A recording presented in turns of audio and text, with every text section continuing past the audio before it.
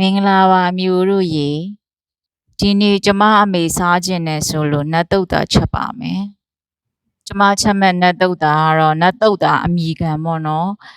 အသက်ကြီးရဲ့လူတွေစားလို့ရတဲ့ကျန်းမာရေးနဲ့ညင်ညွတ်တဲ့ပုံစံမျိုးနဲ့ချက်မှာပါ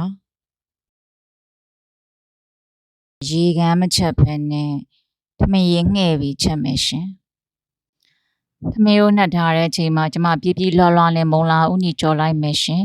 ရိုးရိုးစီနဲ့ပဲကြော်မှာပါထောပတ်စီပိုင်းမသုံးပါဘူးစားရယ်တီဟိုဆေးချောက်ရယ်စပစ်ဆေးချောက်ရယ်ကြော်ထားတဲ့ကြွက်သွန်နီတွေကိုရောပြီးမှုေးပါမယ်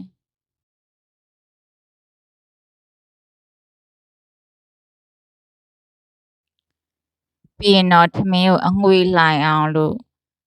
လုပ်ပြီးလို့ရှင်အငွေ့လိုက်ပြီဆိုလို့ရှင်နောက်ကမှုေးနေအောင်ကြော်ထားတဲ့မုံလာဦးကြော်တွေကိုထည့်ပြီးတော့နှက်လိုက်လို့ရပါပြီ